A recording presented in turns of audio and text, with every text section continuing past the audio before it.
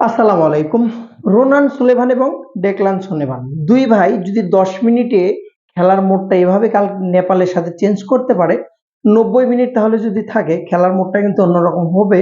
এটা কিন্তু আমি আপনি বুঝলেও একমাত্র কোচ যে আছে, মানে ওর যে মাথায় কি আছে আল্লাহ জানে, কোচ যে আসে তারা কিন্তু বোঝেন না। এটা ন্যাশনাল টিমের কোচ টাকলাও বলেন যদি আপনি, বা ফুটবলের অনূর্ধ্ব 20-এর কোচ তাদের যদি আপনি দেখেন, সেম কাজটাই কিন্তু তারা করে। তাদেরকে অপেক্ষা এর আগেও কিন্তু বেঞ্চ করে রাখছিল ডেকলানকে অনেক দিন যাবত, তাদেরকে খেলানো হয় না, খেলানো হয় না, খেলানো হয় না। এবং কালকে 10 মিনিট, অর্থাৎ 4 মিনিট, 10 মিনিট হবে না, তারও কম হবে, যে কম সময়ে যে খেলালো হলো তাকে, যার ভেতরে এই কয়েক মিনিটে কিন্তু দুই ভাই মিলে যে বোঝাপড়া তাদের, সেই বোঝাপড়াতে কিন্তু অলরেডি 3টে অ্যাটাক, একটা গোল হওয়া, গোলটা যদি একটা কানাকো দিত গোলটা হয়ে যেত, জানি না কি কারণে হলো, আসলে মিস্টেক ফুটবলে হয়।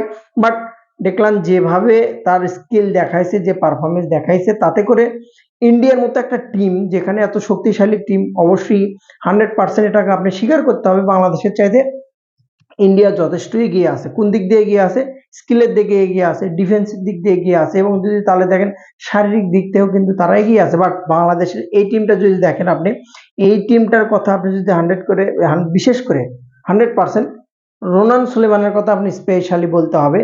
পুরো টিমটার চেহারাটা কিন্তু চেঞ্জ করে দিয়েছে, পুরো চেহারাটা চেঞ্জ করে দিয়েছে। আপনি চিন্তা করেন, সাথে যদি ইব্রাহিম নেওয়াজ, রোনান সুলেভান, সাথে যদি ডেকলান সুলেভান, যদি আপনি ডেকলানকে প্রথম থেকেও না নামান, দ্বিতীয়ার্ধের প্রথম থেকে যদি নামান, বা যদি আপনি প্রথমার্ধে কোচ যদি মনে করে যে না প্রথমার্ধে আমরা যে একাদশটা ছিল সেটা নিয়ে নামতে চাই, ফাহিমকে নিয়ে নামতে চাই, নামানোর পরে যদি ব্যবধানটা কেমন হয় বা খেলার ধরনটা দেখার পরে দ্বিতীয় অর্ধে চাইলে নামাতে পারে, কিন্তু খুব দ্রুত ওই 10 মিনিটের জন্য কিন্তু নামিয়ে লাভ নেই। তবে আমার আমার ব্যক্তিগত মতামত, আমি ব্যক্তিগতভাবে মনে করি প্রথম থেকেই দুই ভাইকে নামালে আমি মনে করি অন্তত চান্স পাবেন না, অন্তত এইসব ম্যাচে পরীক্ষা, অন্তত বাংলাদেশ ফুটবল বলেন, বাংলাদেশ ক্রিকেট বলেন, এরা কিন্তু পরীক্ষা দেয় সবসময়ের জন্য। হ্যাঁ, মানে একটা সিরিজ হারলে এটা আমাদের পরীক্ষা ছিল, একটা ম্যাচ হারলে এটা পরীক্ষা ছিল। মামা, এই পরীক্ষা দেওয়ার মতো সময় নাই।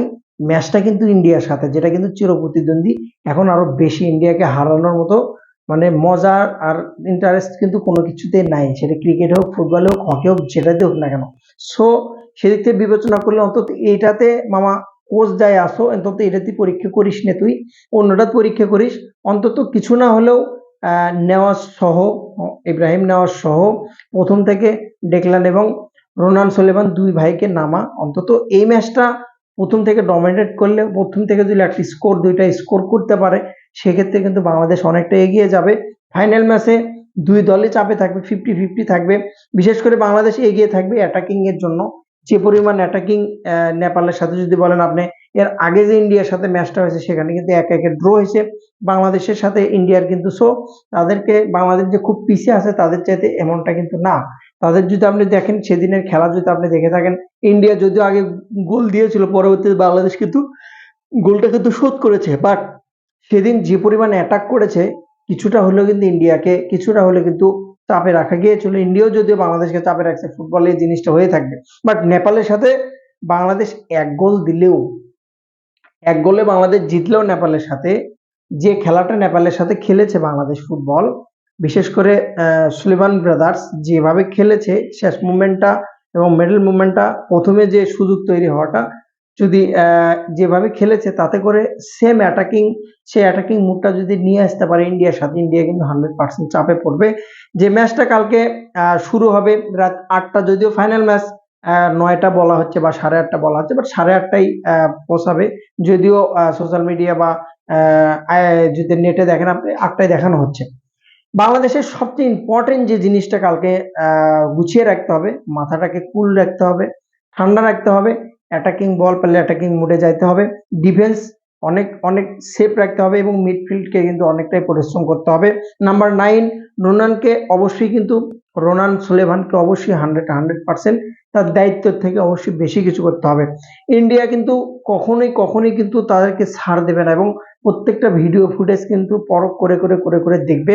নামটা যেহেতু ইন্ডিয়া, খেলা যেহেতু বাংলাদেশের সাথে, কত পণ্ডিত বুদ্ধি দেবে ইন্ডিয়াকে, অবশ্যই কিন্তু তারা চাইবে না যে বাংলাদেশ কোনো ক্রমে, কোনোভাবে, কোনো পর্যায়ক্রমে বাংলাদেশের কাছে তারা হারুক।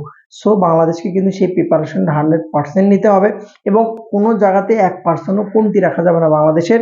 যেখান থেকে ম্যাচটা ছুটে যায়, ম্যাচটা এড়িয়ে যায়, বাংলাদেশ হেরে যায়, এরকম কোনো পজিশন রাখা যাবে না।